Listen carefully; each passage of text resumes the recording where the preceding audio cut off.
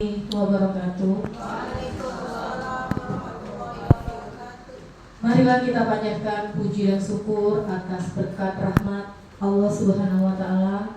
Kita pada hari ini diberikan limpahan kesehatan dalam desiminasi modul 1.4 CGP Angkatan 11. Salawat teriring salam kita haturkan kepada junjungan kita Nabi besar Sallallahu Alaihi Wasallam, pada sahabat, keluarga, dan pengikutnya hingga akhir zaman. Baiklah, untuk mengambil hikmahnya, marilah kita menyanyikan lagu Indonesia Raya. Sebelum untuk mohon untuk berdiri.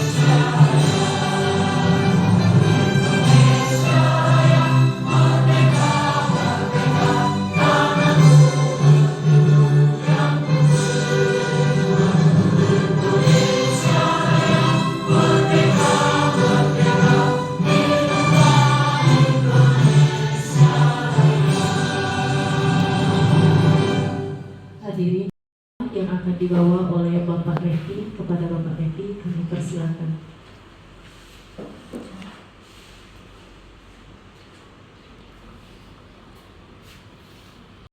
Bismillahirrahmanirrahim. Alhamdulillahirabbil alamin.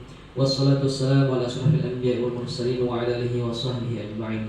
Hamdan syakirin, hamdan na'imin, hamdan yuwafi ni'amahu wa yukafi mazidah. Ya Rabbana lakal hamdu kama yanbaghi li jalalika al-karim wa 'azimi sultanik. Allahumma salli ala sayyidina Muhammad wa ala ali sayyidina Muhammad. Allahumma inna nas'aluka salamatan fid din wa 'afiyatan fil jasad wa ziyadatan fil 'ilm wa barakatan fil rizq wa tawbatan qabla al-maut wa rahmatan 'inda al-maut wa maghfiratan ba'da al-maut. Allahumma hawwin 'alaina fi sakarat al-maut wan najata min dar wal-afwa 'inda al-hisab. Rabbana ighfir lana wa li walidina warhamhuma kama rabbayana saghira. Rabbana atina fid dunya hasanah wa fil akhirati hasanah wa qina azabannar. Wa sallallahu ala sayyidina Muhammad wa ala alihi washabihi wasallam. Subhana rabbika rabbil izzati amma yasifun wa salamun alal mursalin. Alhamdulillahi rabbil alamin. Assalamualaikum warahmatullahi wabarakatuh. Alhamdulillah nasta'inu wa nastaghfiruh wa na'udzu billahi min shururi anfusina wa min sayyiati a'malina. May yahdihillahu fala mudilla lahu wa may yudlil fala hadiya lahu. Asyhadu an la ilaha illallah wahdahu la syarika lahu wa asyhadu anna Muhammadan abduhu wa rasuluhu la nabiyya ba'da. Allahumma shalli wa sallim wa barik ala sayyidina Muhammad wa ala ali sayyidina Muhammad. Dan kami banggakan CGP Angkatan 11 Ibu Gita Suswati secara pendidikan. Saya hormati Bapak Ibu guru yang untuk mengikuti peserta desiminasi modul 1.4 CGP Angkatan 11 ini. Insyaallah kita sama-sama dimuliakan oleh Allah Subhanahu wa Ta'ala atas nikmat berikan Allah Subhanahu wa Ta'ala iman dan lebih khusus lagi dengan kesehatan dan kesempatan sehingga kita bisa hadir dalam ruangan lab komputer ini dalam acara yaitu mendengarkan penyampaian Susanti Sejamkan, yaitu anggota atau CGP angkatan 11 yang akan membuat paparan tentang diseminasi modul 1.4. Harapan dari Ibu Kepala Sekolah, sebenarnya Ibu Kepala Sekolah yang izin dia minta maaf tidak bisa hadir langsung di tengah-tengah kita karena dia ada barangan dengan pengisian PMM, karena itu menyangkut untuk kita untuk kerja. Jadi ya, kepada kami harapan dari beliau, ikutilah baik kegiatan ini. Kemudian harapan beliau kalau sudah dapat ilmunya juga tolong diterapkan. Kalau untuk guru-guru bermanfaat untuk guru, sama kita berbagi sama-sama guru. Kemudian kalau untuk siswa kita bagikan untuk sama-sama untuk siswa kita. Jadi jangan bagi ilmu, istilahnya berbagi, sehingga kita sama-sama tahu, sama-sama mengerti, karena kaitannya untuk kita sebagai guru atau tenaga pendidik. Karena ini hal yang penting, mungkin ada hal-hal yang baru yang kaitannya didapati oleh Ibu Dita Susanti Sejamkan sebagai CGP angkatan 11, sehingga beliau berharap semoga apa yang dia dapat bisa diterapkan di SMP Negeri 11 Palembang. Kemudian yang ketiga, ya jangan konfirmasi karena kaitannya ada di sekolah. Kalau ada hal-hal yang perlu dikoordinasikan sehingga antara pihak sekolah dengan guru yang bersangkutan dia harus bersama-sama. Dia sudah izin, tetapi dia karena dikaitkan di sekolah, maka karena dia guru-guru tahu juga dia sama-sama nyambung. Saya tidak banyak yang kami sampaikan. Harapan kami juga sebagai wakil kurikulum, karena kita kebanyakan sini ada tim kurikulum. Kalau ada hal yang baru, terutama masalah asesmen nanti, karena kita di sekolah kita ini agak riskan. Ada guru yang sangat nilai itu sangat berarti untuk anak kita, apalagi kelas 9. Karena kami lihat yang masuk di negeri itu rata-rata dari swasta, karena nilainya semuanya kepala 9. Kita ini juga kepala 8 susah. Ya itulah dilema kita ngajar di negeri. Tapi saya yakin kepada Bapak Ibu guru yang sudah sertifikasi, sudah punya dedikasi, tolong untuk asesmen nanti penilaian, kalau ada hal-hal yang terbaru jangan suka-suka berbagi, apalagi dalam bentuk aplikasi penilaian nanti. Kurasa ini saja yang bisa kami sampaikan. Kurang lebihnya kami minta maaf kepada Allah Maha. Bila taufiq wal hidayah. Wassalamualaikum warahmatullahi wabarakatuh. Sambutan dari Bapak Ahmad Sukri SAG, kepada Bapak kami ucapkan terima kasih. Baik, selanjutnya adalah pemaparan dari Ibu Dita Susanti SPD tentang diseminasi modul 1.4. Kepada Ibu kami persilakan.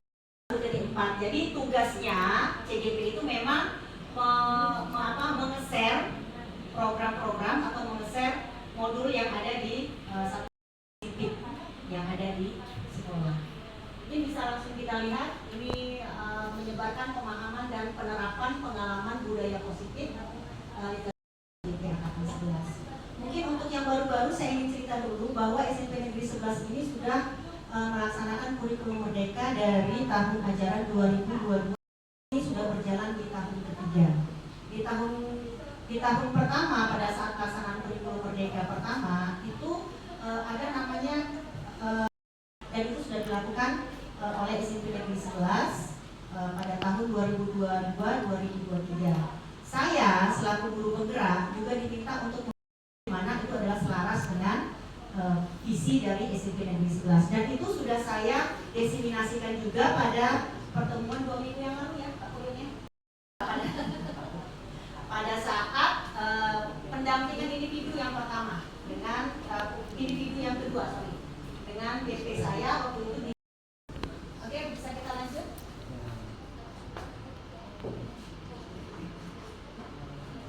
Ini orang-orang support system saya. Hasil Yolanda BP SPD ini ngajarnya jauh, ngajarnya di Sekayu, ngajar di Jirah, jadi bolak-balik dulu. Ini Ibu Asna Yulia ngajar di Ini Rita Susanti, maaf ya sudah tua. Sudah ada yang memiliki ya kan? Oke. Di kurikulum Merdeka itu selalu kita buat kesepakatan kelas. Kenapa kesepakatan? Karena sepakat, harus sama-sama sepakat. Saya buat kesepakatannya adalah tidak membunyikan HP mungkin ya. Yang kedua mungkin kalau masih bingung boleh bertanya. Tapi saya harapkan tidak ya. Saya harapkan tidak ya. Saya mulai dari budaya positif. Budaya positif merupakan perwujudan dari nilai-nilai atau keyakinan universal yang diterapkan di sekolah. Ya, budaya positif dapat mendorong murid untuk mampu bertindak dan mencipta sebagai proses memerdekakan dirinya sehingga tanggung jawab. Ini maksud dari kendaknya kurikulum merdeka. Merdekanya itu bentuknya di situ, bukan merdeka artinya dia sekendak-kendak, bukan. Ini dari beberapa bagian. Ada 8. Ini materi-materi yang kami pelajari di modul 1.4. Jadi ada perubahan paradigma belajar, ada nilai-nilai kebajikan, ada kebutuhan dasar manusia, motivasi perilaku manusia, posisi kontrol guru, keyakinan kelas, dan segitiga restitusi. Yang CDP ya, angkatan-angkatan berikutnya kalau mau minta sama saya. Bu Desi. Bu Dunika atau Bu Desi lanjut. Pembelajaran dengan paradigma baru, ya. Artinya dari yang model lama atau dari kurikulum yang lama ke kurikulum yang baru, dari kurikulum KT. Pembelajaran dengan paradigma baru merupakan pembelajaran yang dirancang berdasarkan prinsip pembelajaran berdiferensiasi, sehingga paradigma perkembangan sesuai teori psikologi modern untuk mewujudkan profil pelajar Pancasila. Nah, profil pelajar Pancasila itu seperti yang kita tahu ada 6, ya, adalah bisa, terus berkebinekaan global, gotong royong, kreatif, bernalar kritis, mandiri. Nilai yang kemudian kita implementasikan dalam pembelajaran kita sehari-hari pada saat P5. Apakah di kegiatan sehari-hari waktu ngajar? Tidak. Tidak. Kita mengajarkan tetap, hanya saja implementasi lebih luasnya nanti di kegiatan P5. Adapun berdiferensiasi, mungkin masih banyak teman-teman yang berkata, apa sih diferensiasi itu? Apa sih pembelajaran berdiferensiasi? Jadi maksud berdiferensiasi itu kita mengelompokkan peserta didik itu berdasarkan kebutuhannya dan kemampuannya. Jadi sama seperti kurikulum-kurikulum sebelumnya, kita guru ini mengelompokkan, oh ini anak yang bisa, oh ini anak yang tidak bisa. Di semua kurikulum seperti itu. Tapi bedanya kalau dulu, ini menurut saya ya, koreksi bila saya salah. Kalau dulu sering mendekati anak yang pinter, biar nggak bening, bener nggak? Yang pinter maju, gawe ke tugas ini. Nah, yang tidak pinter dia, ya kan? Ini kalau saya salah maafkan ya. Kalau mungkin ada pemahaman yang lain, itu menurut saya. Tapi maunya kurikulum sekarang adalah kita mengajarkan. Kenapa? Mereka yang harus kita perhatikan. Mereka yang harus lebih banyak kita beri treatment dibanding dengan yang bisa. Yang bisa mereka bekerja sendiri, mereka sudah dapat dorong, tidak dikasih masukan, tidak direstitusi, tidak dikasih budaya positif. Mereka terkadang lost dari kita. Seperti itu. Ada juga diferensiasi berdasarkan kemampuan belajar. Ada yang kinestetik, ada yang audiovisual, ada yang hanya melihat saja. Lanjut. Miskonsepsi tentang teori kontrol, ya. Maksudnya sekarang ini, ya, kalau yang dulu kita ada respon apa cepat ditanggapi, sekarang tidak. Ya. Teorinya adalah teori kontrol. Adapun stimulus kontrol, maksudnya kita sama. Padahal berdasarkan ilmu psikologi yang ada sekarang, yang lebih maju sekarang, yang lebih berkembang saat ini, mengatakan bahwa benar gak sih menurut Bapak dan Ibu? Beda atau sama? Beda. Ada yang pengen ke Palimo, ada yang 12 saja, betul ya? Ada yang pengen sukses dalam bidang seni, ada yang pengen sukses jadi dokter. Seperti itu. Jadi perbedaannya itu seperti itu. Jadi beda setiap orang. Ada yang orang tua tuanya pengen anaknya jadi tentara, ada yang pengen anaknya jadi IPDN misalnya. Semua orang melihat hal yang sama. Nah, berdasarkan teori kontrol sekarang adalah setiap orang memiliki gambaran yang berbeda tentang masa depan masing-masing tentunya. Sederhana, punya anak tua, punya suami yang baik, punya kebun di depan rumah, itu sudah cukup. Tapi ada juga orang yang merasa bahwa anak itu harus 4 misalnya. Jadi perbedaannya seperti itu. Teori kontrol. Kita mencoba yang ketiga, kita mencoba menggunakan dengan kita. Teori kontrol, kita berusaha memahami pandangan orang lain tentang dunia. Kita tidak bisa menyamaratakan pendapat kita dengan pendapat mereka atas pemikiran-pemikirannya sendiri. Itu yang teori yang kontrol. Nah, itu terjadi pada anak muda kita. Kita tidak bisa, oh kau harus kayak ini. Tidak bisa, karena anak makhluk merdeka yang bisa menentukan kemauannya sendiri. Yang keempat, perilaku buruk dilihat sebagai suatu. Yang sekarang adalah semua perilaku memiliki tujuan. Yang dilakukan, artinya gini, yang dilakukan setiap anak, baik itu perilaku negatif atau perilaku positif, itu pasti ada tujuannya. Untuk memenuhi kebutuhan dasar manusia ya, ada kebutuhan dasar dicintai, kebutuhan dasar untuk kesenangan, kebutuhan dasar untuk bertahan hidup. Itu pasti. Anak yang nakal itu belum tentu dia nakal. Siapa tahu dia butuh perhatian saja. Siapa tahu dia hanya butuh disayang oleh gurunya. Karena apa? Karena di rumah dia nggak dapat itu, sehingga dia mencari itu di luar rumahnya. Nah, kebetulan dia berada di sekolah sehingga dia meminta itu atau mengharap itu dari pihak. Orang lain bisa mengontrol saya. Sekarang tidak. Kita tidak bisa mengontrol orang lain. Anak bayi saja, yang bayi kecil tuh, yang belum bisa apa-apa, bisa tidak kita kontrol? Diam. Dia tidak bisa mengontrol, padahal dia tidak bisa ngapa-ngapain kan? Sudah sih, nanti udah aja. Oke, yang berikutnya, pemaksaan ada pada saat bujukan gagal. Yo, lah dibujuk, lah disayang-sayang masih tidak galak. Padahal kolaborasi dan konsensus menciptakan pilihan-pilihan baru. Tidak bisa, tidak mau ciptakan pilihan lainnya yang membuat anak itu bisa. Anak datang terlambat. Nah, jadi kau datang terlambat. Kira-kira karena kau kita berikan pilihan. Jadi zaman sekarang tidak langsung ngomong, kau datang terlambat. Nah, tuh, pungut. Sebenarnya tidak seperti itu. Maunya. Jadi model berpikir menang kalah. Bukan, tapi menang dan menang. Keinginan kita terpenuhi, anak juga tidak merasa terzolimi. Seperti itu. Yang kedua, tadi disiplin positif. Ini bukan main, pakai. Apa dong salah? Besar. Bosan nggak? Bukan. Kamu nggak capek? Dari belakang. Oke, lanjut ya.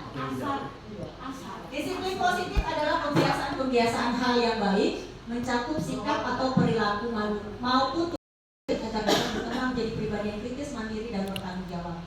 Disiplin positif merupakan salah satu cara penerapan disiplin yang bertujuan untuk menumbuhkan kesadaran serta memberdayakan peserta didik tanpa imbalan penghargaan, reward, ancaman, atau hukuman.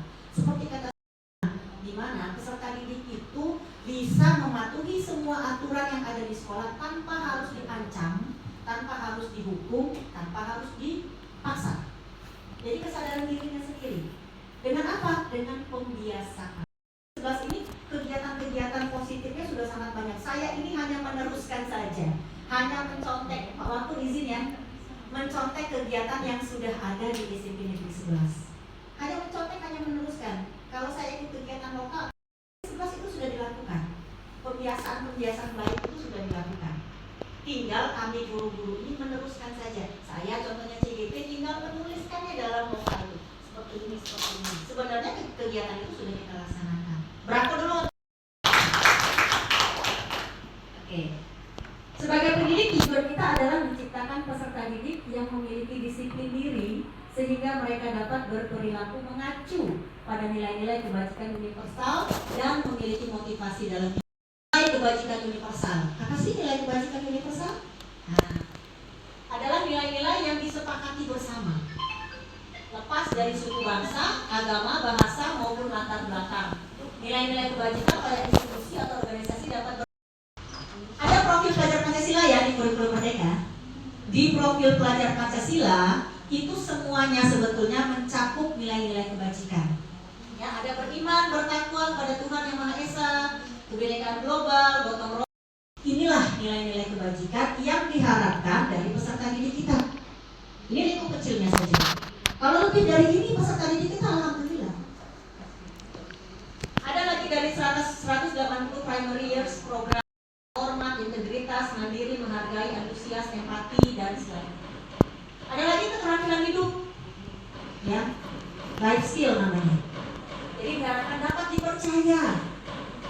Jadi kalau misalnya orang dapat dipercaya, mudah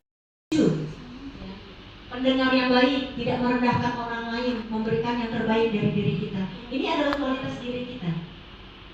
Kalau kita punya kualitas ini, insya Allah di mana saja kita berada diterima. Betul.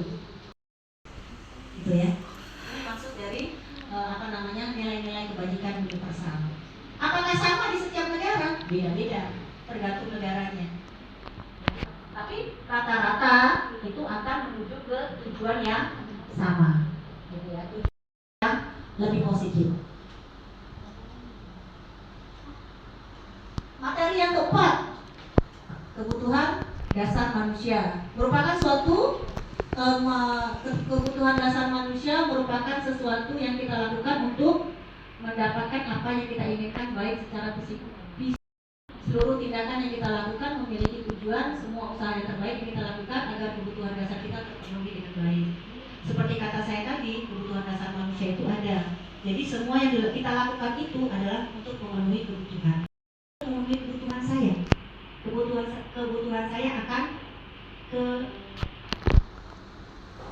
saya akan kebutuhan ini ada beberapa. Nih, ada bertahan hidup, kasih sayang, diterima, kebebasan, kesenangan, penguasaan. Yang saya lakukan hari ini mungkin mengacu pada penguasaan, keinginan untuk diakui. Kalau saya BPJP, saya sudah melaksanakan kegiatan ini. Ini di sini. Anak-anak yang nakal-nakal tadi misalnya, yang istimewa tadi, dia butuh apa? Kesenangan. Kebebasan, mungkin butuh kesenangan dengan dia. Fasilitasi saja. Iya, coba lah kawan misalnya. Kalau saya sekarang ya Bapak Ibu ya, saya ingin bercerita sedikit dengan saya. Saya ini adalah guru lama, guru senior. Agak di bawah dikit Bu Desi. Yo. Jadi saya diterima PNS itu tahun 2005. Nah, jadi saya ini dulu megang dosun. Saya cerita dikit sama adik-adik yang baru ya. Saya pertama kali ngajar di Dosun Tanah Abang. Di Tanah Abang itu namanya Dosun, waktu zaman itu belum ada KP. Dan saya ini adalah guru yang orientasinya pada. Jadi kalau budak tidak ngerti pelajaran aku, rasanya emosi. Nggak keluar handuk, rasanya keluar buntut, ya. Mukul merah sakit. Jangan abang kata kok, bukan kali.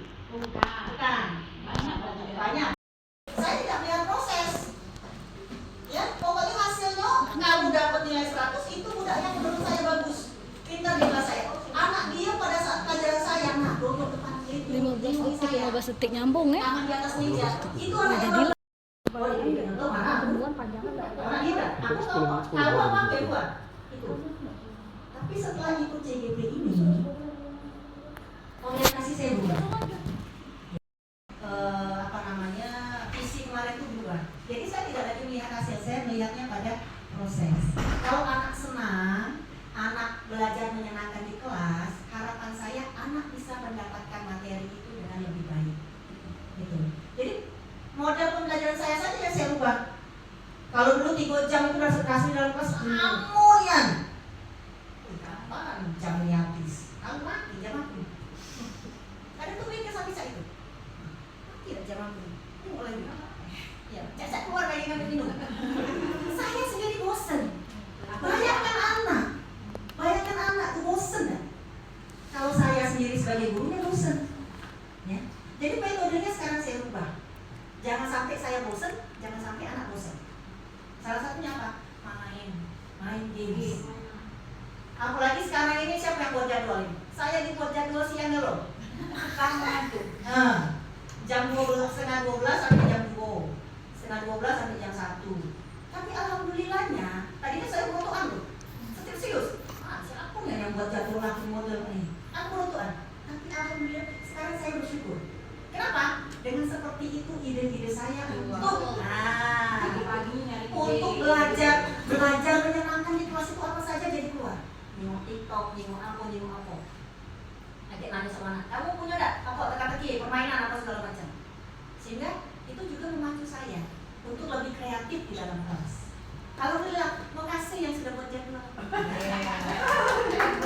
Iya, tadinya protoan, tadinya agak dah jago. Gara-gara jadwal ini aku ngajar siang.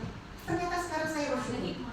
Ada hikmahnya. Semua hal yang terjadi itu ada hikmahnya. Daun itu tidak akan jatuh tanpa izin darinya. Seperti itu. Ya? Oke. Ini, nah salah satu yang saya lakukan di kelas, contohnya ya. Ini saya contohkan saja, mungkin bisa dicontoh boleh tidak. Saya ngabsen anak. Nah, ngabsen anak itu kan biasanya hadir, Bu. Saya Bu, tidak masuk Bu. Sekarang saya ngabsennya gini. Kamu sebutkan nama guru yang ada di SMP 11. Nah Bu, saya kuningan dulu nama guru. Lah ada 80, banyak ya Bu. Yang sudah disebut oleh kawannya tidak boleh disebut lagi. Jadi misalnya Ahmad Rafa di Simayanti Bu. Misalnya lagi namanya Yusuf, Eti Agustina Bu. Itu salah satunya. Jadi membuat mereka berpikir yang tidak tahu, oh siapa dia nama guru? Siapa dia guru aja gitu. Nah, jadi fokus ya. Jadi fokus. Atau nanti di pertemuan berikutnya saya tidak lagi nyuruh manggil nama guru, saya sebutkan kata-kata hari ini sambil ngabsen sebutkan kata-kata hari ini ya. Gitu. Tapi bisa dicontoh di combine ya dengan yang lain. Nanti ada lagi permainan-permainan yang bisa mengacu ke materi, bisa juga memang hanya pure permainan saja, biar anak tidak bosan. Dan di akhir pembelajaran saya selalu minta refleksi. Cak mana hari ini? Nah, yang dilakukan oleh kepala sekolah, mungkin kalau yang ada yang sering ditanya oleh kepala sekolah ya, kepala sekolah itu setiap kali paparan pasti tanya, pernah nggak ditanya? Cak mana aku tadi Bu Desi? Pernah nggak? Ah, Bu Desi, cak mana tadi aku Bu Desi? Ada kan? Nah, ternyata itu adalah salah satu cara merefleksi diri kita. Selama ini kita paling ngomongnya, oh bagus nih. Ya kan memang tak kan kita komentar. Memang bagus misalnya. Oh bagus nih. Jadi jangan kadang kita dapat ngeblank, nak ngomong aku. Karena selalu kadang tuh kan. Jadi ternyata itu adalah salah satu cara merefleksi apa yang kita lakukan. Secara tidak langsung itu adalah cara. Tidak harus selalu lewat kertas. Kita dulu kan kalau kita bagikan kertas, ayo nak, tulis apa yang kamu tidak suka dari ibu, apa yang kamu suka dari ibu, dosa tulis kamu ya. Biasa seperti itu kan? Ya. Ternyata tidak harus seperti itu. Nah itu selalu saya lakukan ke anak-anak di jam saya sekarang, di jam akhir itu. Malah belajar saya sekarang selalu lebih 5 menit itu lebih. Ya, bukan sombong ya. Lebih 5 menit kenapa? Minta refleksi tadi. Karena terkadang waktu belnya sudah bunyi, saya baru mau minta refleksi. Karena lupa dengan waktu. Itu ya. Ini kebutuhan dasar manusia tadi ada bertahan hidup, kasih sayang dan rasa diterima, kebebasan, kesenangan dan penguasaan. Lanjut ya, boleh. Yang berikutnya motivasi perilaku manusia. Jadi motivasi perilaku manusia itu ada 2, ada dari dalam dan ada dari luar. Kalau yang dari luar biasanya karena ada paksaan, ada ancaman, ada reward, biasanya seperti itu. Karena takut diancam, takut dihukum, itu ekstrinsik. Atau mengharapkan imbalan, mengharapkan marga. Oh ya, cuma datang pagi karena kepala sekolah kalau datang pagi ngasih piring misalnya. Itu ekstrinsik, ya. Ekstrinsik maksudnya. Ya, ekstrinsik. Jadi motivasinya berasal dari luar dan itu tidak akan bertahan lama. Kenapa? Saat piring tidak dibagikan lagi, masuk siang lagi. Ya kan biasanya seperti itu.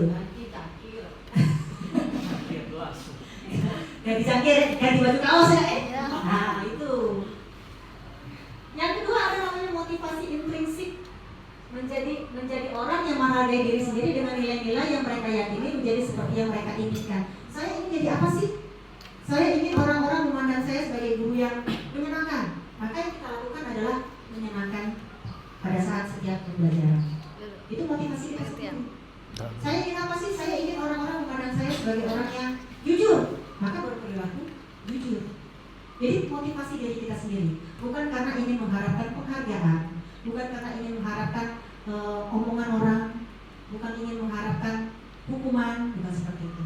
Ya, jadi motivasi yang lebih baik. Nah, motivasi yang lebih baik itu adalah motivasi intrinsik karena berasal dari diri kita sendiri. Lanjut. Ini bentuk-bentuk hukuman ya, tidak terencana atau tiba-tiba murid tidak dilibatkan bersifat satu arah berupa hukuman fisik atau verbal. Jadi hukuman itu dengan menghina olimpiade itu sudah termasuk hukuman. Mungkin guru BK lebih tahu ya Bu ya. Iya, itu sudah termasuk hukuman. Nah selama ini saya sendiri saya sadar saya sering melakukan itu karena emosi tadi kan, darah muda ya, darah muda dan darah tua. Iya, masih yuk tapi yuk, emosi itu kadang masih. Benar yuk. Karena terkadang itu emosi sesaat nih, udah sini kau sini. Nah, buat bawaan busuk loh. Jadi bukan ya. Itu ya. Jadi yang kedua ada namanya konsekuensi. Konsekuensi itu terencana atau disepakati sesuai peraturan. Murid dibuat tidak nyaman, sikap guru selalu memonitor murid. Ini konsekuensi. Jadi misalnya ada nggak contoh Bu Citra? Kalau konsekuensi itu? Ya. Misalnya apalah kalau konsekuensi? Oh misalnya kalau kamu terlambat, maka kamu harus tiket kamu bawa saku. Gitu. Biasanya seperti itu konsekuensi. Jadi itu sudah direncanakan, ya. Hukumannya sudah direncanakan konsekuensi. Murid dibuat tidak nyaman, sikap guru selalu memonitor murid. Nah yang ketiga itu adalah restitusi. Mungkin kita waktu PMM yang semester kemarin Bintan ya, ada kegiatan kita mempelajari tentang restitusi. Nah ternyata di sini ada restitusinya. Zaman dulu kita nggak kenal apa itu restitusi. Ya. Dengan berkembangnya ilmu pengetahuan, dengan berkembangnya ilmu psikologi, dengan berkembangnya ilmu pembelajaran anak serta didik, maka ada namanya restitusi. Apa sih restitusi itu? Nah, proses menciptakan kondisi bagi murid untuk memperbaiki kesalahan. Jadi ibaratnya kita ngajak peserta didik itu sharing, dialog ya Bu Citra ya. Jadi anak-anak yang sering konsul ke BK itu bukan selalu karena masalah. Dia punya masalah di rumah, dia ingin konsul dengan guru, dia ingin cerita dengan guru BK. Dia cerita, tapi ibu BK atau guru-guru BK itu tidak langsung memberikan solusi. Ya, Bu Citra ya, betul ya? Tidak langsung memberikan solusi. Mungkin Bu Citra boleh cerita sedikit Bu Citra. Bagaimana Bu Citra? Boleh Bu Citra, silakan. Boleh di situ aja nggak apa-apa. Benar kata Ibu tadi, kalau ada siswa atau BK itu tidak sebenarnya karena mereka bermasalah. Bisa saja mereka konsultasi masalah mereka di rumah atau masalah mereka belajar di kelas seperti itu. Nah, misalnya juga mereka punya masalah, tidak seharusnya guru BK itu memberikan solusi, ya, memberikan solusi. Kembali lagi ke mereka, bagaimana mereka bisa memecahkan masalah mereka sendiri. Sebagai guru BK, kami hanya membantu atau memfasilitasi mereka untuk mengambil keputusan. Ya. Terima kasih Bu Citra.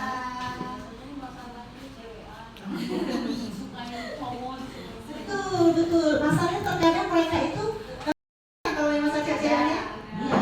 Kita jangan, sudahlah, foto-foto sih, jangan dulu mengecek itu. Jadi dibuat mereka untuk sadar bahwa itu tuh benar gak sih yang kamu lakukan, benar gak? Itu restitusi. Jadi anak-anak mengakui kesalahannya sendiri, mengakui bahwa yang dilakukannya salah atau benar, dan membuat keputusan dari situ. Dan itu diharapkan bukan hanya dari guru BK saja. Ya, dari guru kelas, dari guru mata pelajaran, dari guru olahraga misalnya, semuanya diharapkan punya kemampuan merestitusi anak ini. Bu Eti misalnya, Bu Eti ini kan bengis ya. Nah, bengis dia. Iya. Jingoknya dari jalan aja Nggak bisa senyum ya. nggak bisa senyum ya. Nah, di sini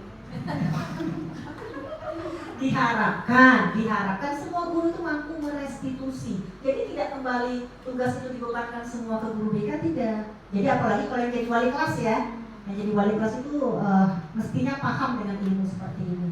Jadi bisa membantu anak memecahkan masalah sebelum ke BK atau lebih meluas lagi masalah tersebut. Seperti itu. Mudah-mudahan ya dengan kegiatan CGP ini, saya harap nanti ada CGP selanjutnya ya. Amin. Ya. Sehingga bisa menuangkan atau bisa Bu Desi. mengaplikasikan ilmu ini ke teman-teman lainnya. Ya. Angkatan 12 sudah dibuka loh. Angkatan 12 itu gak pakai umur. Iya. Tidak pakai umur, tapi harus rekomendasi kepala sekolah tetap. Ya. Oke, yang berikutnya ada posisi kontrol guru. Ya, posisi kontrol guru. Ada namanya penghukum. Ini penghukum ini tugasnya Bu Eti kayaknya. Ya Bu Eti. Tugas penghukum ini tugas Bu Eti kayaknya. Penghukum. Ya. Ada posisi kontrol guru sebagai teman. Jadi kita mendekati anak itu sebagai teman. Mungkin ini sudah dilakukan oleh guru BK ya, bertindak sebagai teman bagi peserta didik. Ada sebagai pemantau. Ada sebagai pembuat rasa bersalah.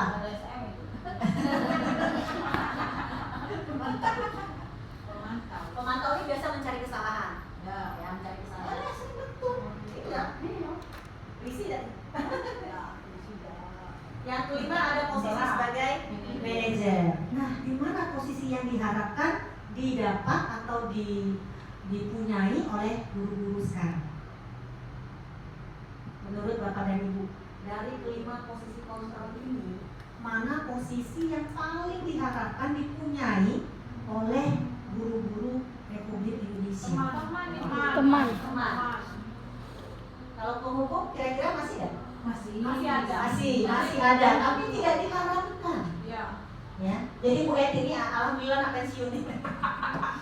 Itu bayar lama kan. Iya. Senior. Ya, saya Guru senior, betul. Nah, penghukum ini diharapkan tidak ada lagi Bapak dan Ibu. Ya.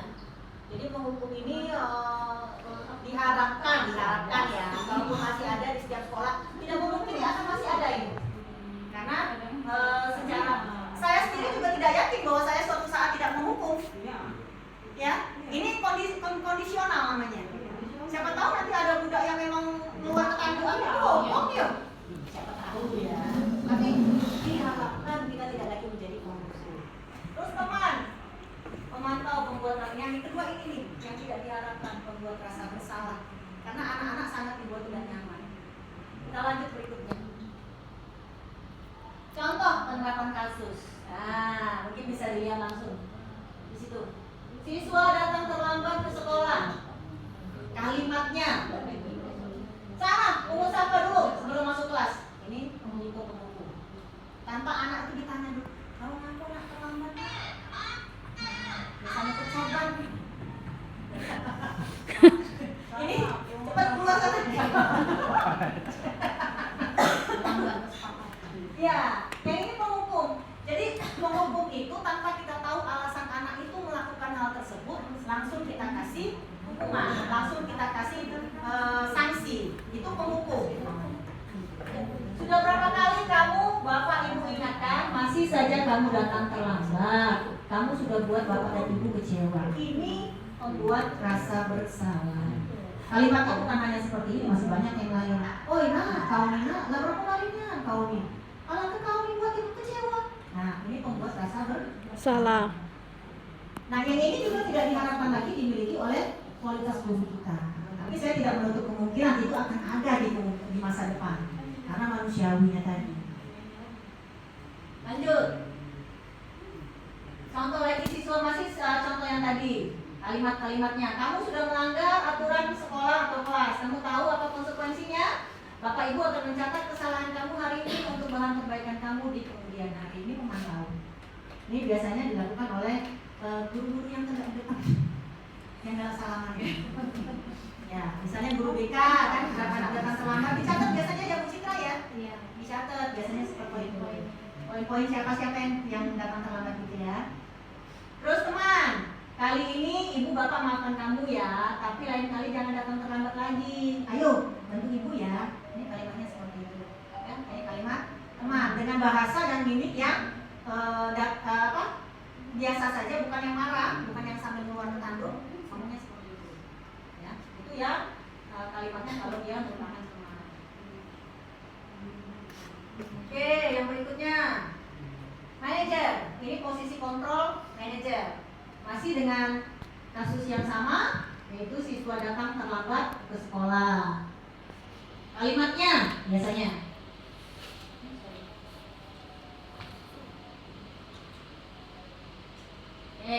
apakah kamu tahu kesalahan yang sudah kamu lakukan? Bagaimana cara kamu memperbaiki kesalahan tersebut? Ini posisi kontrol sebagai manajer. Jadi posisi manajer ini adalah posisi yang paling ideal untuk melaksanakan restitusi tadi. Ya, jadi kita bertanya kepada anak tentang permasalahannya, tentang kesulitannya, terus bagaimana cara dia mengatasi kesulitan tersebut. Itu adalah posisi di manajer. Oke, materi yang ke-7 ini adalah keyakinan kelas. Kenapa keyakinan kelas? Mengapa bukan peraturan kelas? Adakah yang bisa menjawab? Kenapa harus keyakinan kelas? Kenapa tidak dibuat peraturan kelas? Kenapa sekarang bahasanya diganti keyakinan? Ada yang bisa jawab? Karena harus yakin dulu akan dilakukan. Kalau peraturan kenapa? Nggak yakin. Pelanggaran. Ya boleh. Demikian. Pak Sahala boleh Pak Sahala. Langsung Pak Sahala. Karena kalau keyakinan kita sudah berprinsip bahwa yakin hal-hal tersebut akan dilakukan dalam kelas, sedangkan peraturan mungkin akan ada pelanggaran-pelanggaran tetap yang akan dilakukan. Itu seperti itu Bu. Oke, siap. Kalau keyakinan, kita yakin dulu kita bisa tidak melakukannya. Ya. Kalau tidak yakin tidak dibuat biasanya keyakinan itu. Kalau peraturan kenapa? Kenapa bukan peraturan? Karena peraturan biasanya di mana-mana ada. Di Indonesia ini ada Pomeo, ada apa namanya? Peraturan dibuat untuk dilanggar. Seperti itu. Ya. Jadi tidak lagi ditulis sebagai peraturan. Yang kedua, kenapa bukan peraturan? Karena di peraturan biasanya ada sanksi yang mengikuti. Ya kan? Tidak boleh datang terlambat. Kalau datang dicatat seperti itu. Jadi peraturan itu takutnya karena ada sanksi di belakangnya. Oke. Bagaimana cara membentuk keyakinan kelas? Bersifat abstrak, berupa pernyataan-pernyataan universal. Jadi pernyataan yang tadi, kebajikan tadi dibuat dengan pernyataan yang positif. Apa misalnya pernyataan yang positif? Kalimat yang positif dibuat dengan pernyataan keyakinan kelas itu. Ada yang sudah pernah buat keyakinan kelas belum? Tidak ada kata jangan. Oh, tidak ada kata jangan. Jadi misalnya kalimatnya Pada tempatnya. jangan membuang sampah sembarangan. Jadi diganti kalimatnya dengan apa Bu? Boleh diganti? Bagaimana? Ini mungkin dibuat jangan membuang sampah sembarangan. Betul. Kita ganti buanglah sampah pada tempatnya. Kalimatnya lebih positif ya Bu Irfan ya. Atau jangan berisik atau jangan ribut pada jam pelajaran. Kalimatnya diganti apa kira-kira? Harap tenang saat belajar. Harap tenang saat belajar. Itu kalimat saat ujian. Dilarang berisik pada saat belajar, kira-kira kalimatnya apa lah? Yang sudah pernah melakukan ada nggak kalimat yang anonim berisik saat jam belajar?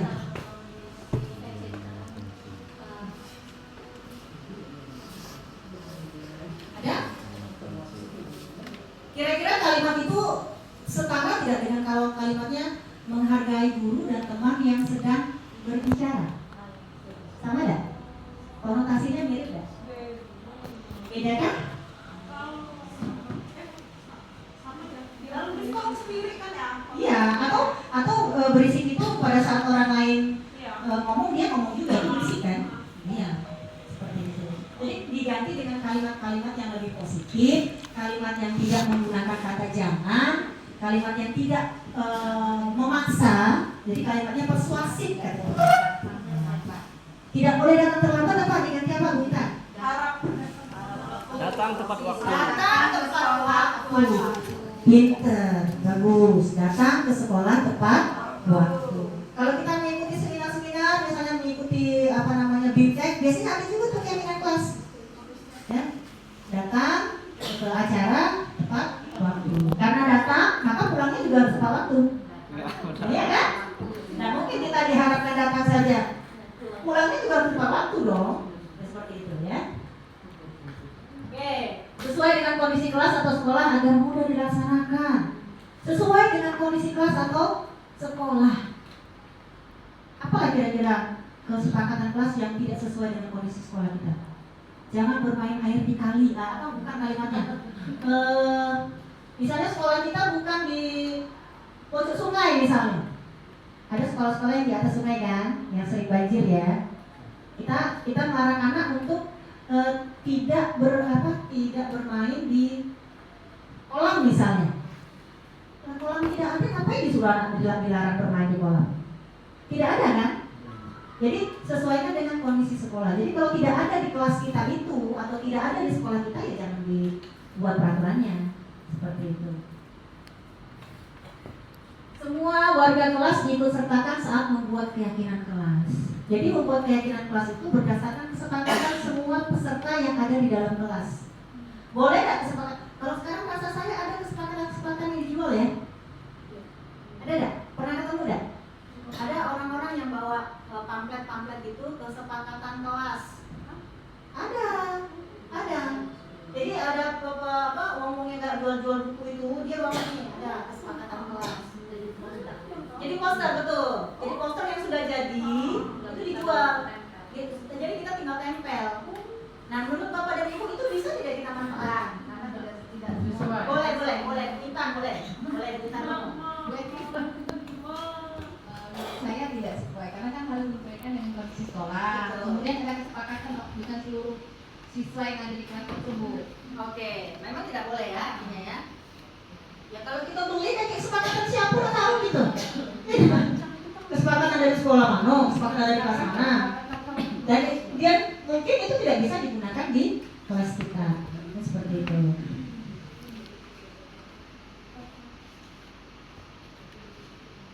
Yang terakhir ini ada segitiga restitusi, ya. Jadi segitiga restitusi itu bentuknya seperti ini. Adalah suatu proses yang dilakukan guru terhadap siswa agar dapat menghasilkan siswa yang mandiri dan bertanggung jawab. Gitu ya.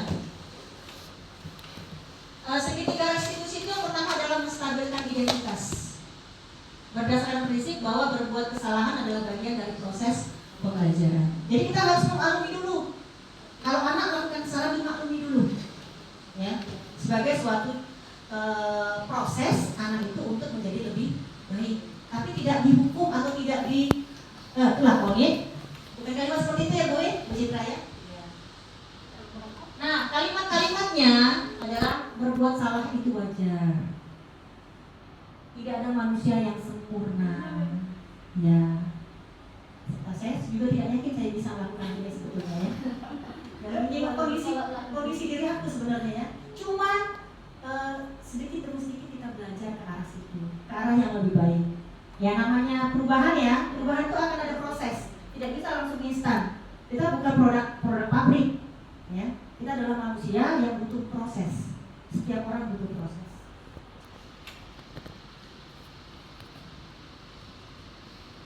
Ibu bapak tidak mencari siapa yang salah, tapi ibu bapak ingin mencari solusi dalam masalah ini. Kamu berhak merasa begitu. Seperti itu ya.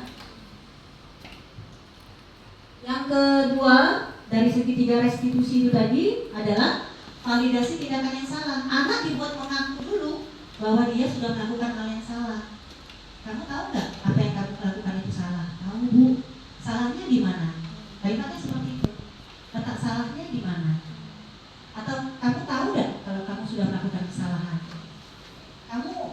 ke sini, kamu tahu kenapa? Nah, kalimatnya seperti itu. Jadi pengakuan kesalahan itu datangnya dari anak, bukan guru yang ngomong, oh kau ini salah, oh kau ini sudah melakukan kesalahan, oh kau ini tidak benar, oh yang kau lakukan dengan kawan kau itu tidak bagus. Bukan seperti itu, tapi anak sendiri yang mengaku bahwa dia bersalah. Diharapkan seperti itu. Atau kamu pasti punya alasan melakukan hal tersebut. Kamu pasti punya alasan melakukan hal tersebut. Kamu patut bangga karena telah melindungi sesuatu yang sangat berharga bagimu. Misalnya. Kamu melakukannya karena mempertahankan sesuatu yang penting bagimu. Ya, kalimat itu didorong untuk anak itu mengaku bahwa dia bersalah.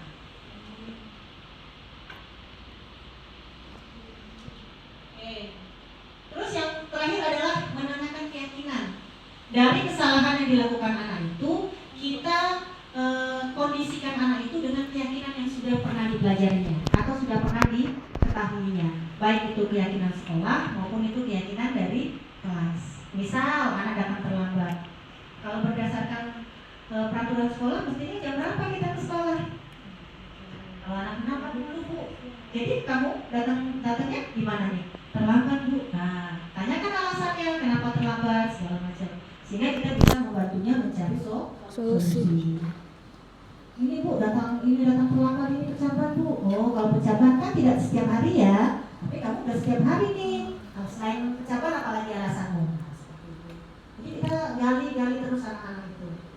Kalau puisi bagus nih, gak bisa ini ya. Ada guru BK ya. Terbuka orang itu. Iya. Nomor verbal seperti itu. Jadi aku cerita sama suamimu, gawe kamu cek gawe penyidik. Betul. Dalam penerapan disiplin positif, hendaknya guru memiliki standar kepribadian, profesional dan sosial yang baik, di mana guru mampu merefleksikan dirinya dalam posisi kontrol. Bagaimana perjalanan dirinya sebagai among atau manajer yang menuntut murid-muridnya menjadi insan mandiri, merdeka dan bertanggung jawab. Jadi kita diharapkan seperti itu.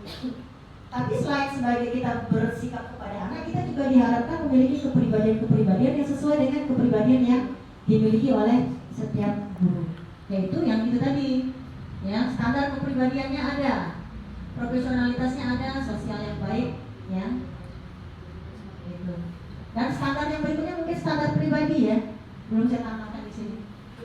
Pribadi, profesional, sosial yang baik, kan ada 4 ya. Apa lagi? Pribadi, profesional, sosial. Kalau tidak salah pribadi itu ada 4 ya.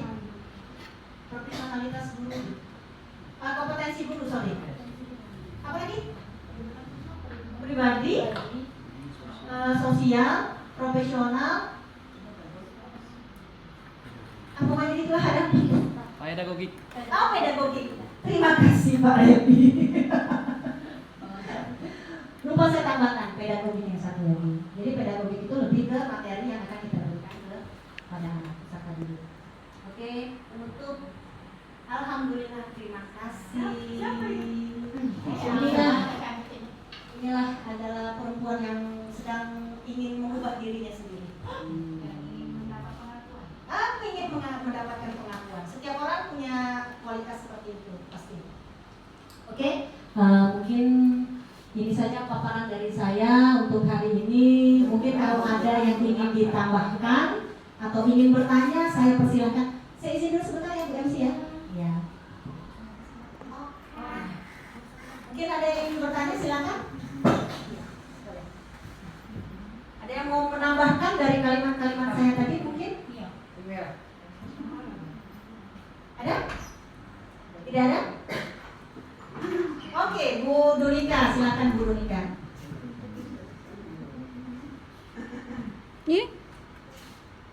Terima kasih Bu Rita Susanti. Saya tidak menambahkan, tapi saya mau memberikan applause dari apa yang disampaikan. Ada beberapa masukan mungkin untuk diri pribadi saya sendiri. Ada beberapa hal yang tidak perlu saya sebutkan, tapi mungkin nanti insya Allah akan saya praktekkan. Ya, akan saya praktekkan karena selama ini saya sepertinya belum begitu. Jadi masih gaya lama tadi kan, karena saya guru lama, gitu, orang lama. Jadi ada beberapa yang guru tua gitu kan. Terima kasih untuk ilmunya hari ini, itu saja. Karena dari yang disampaikan, kalau saya pribadi sih tadi ada yang nyantol lah ke diri saya, dan mungkin insya Allah akan saya rubah pelan-pelan, akan mencoba saya praktekkan dengan anak-anak didik saya di kelas saya mengajar dari 91 sampai 19, anak-anak yang aktif, yang butuh perhatian dan minta perhatian juga dengan gurunya. Mungkin itu saja dari saya, terima kasih. Terima kasih Bu Nika. Kasih aplaus dulu. Guru yang tak berubah. Ya, mudah-mudahan kita sama-sama berharap semoga apa yang menjadi ilmu kita hari ini bisa kita manfaatkan di kemudian hari. Oke, itu saja. Kasih aplaus dulu buat saya. Oke, terima kasih. Kalau tidak ada lagi pertanyaan, mungkin saya minta satu refleksi deh. Refleksi, ada yang mungkin bisa memberikan refleksi? Ya, boleh? Pak Anwar, mungkin Pak Anwar dari tadi. Pak Anwar, saya minta refleksi. Iya. Lagi SMS sama rumahnya. Boleh Pak. Baik, terima kasih Pak Budita.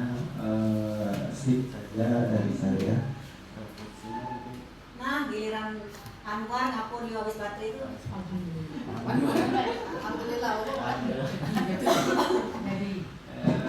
Sedikit saja dari yang manajemen ya. Jadi posisi guru itu sebagai manajer. Ya, dari saya sebagai manajer yang untuk di sini saya mau sedikit bertanya sebenarnya. Karena posisi kita sebagai guru itu manajer di kelas, apakah murid itu yang extraordinary itu yang tidak mau mendengarkan kita, apakah boleh gitu, dikasih hukumannya positif. Nah, kalau hukuman positif itu saya masih kurang paham, Bu. Bisa berikan contoh? Ya, terima kasih. Hukuman yang positif ya. Sebenarnya kalau hukuman nggak ada yang positif Pak. Ada. Apa itu? Jadi sehat ya. Jadi sehat. Sebenarnya Pak, kalau secara teori hukuman itu nggak ada yang positif. Nggak ada.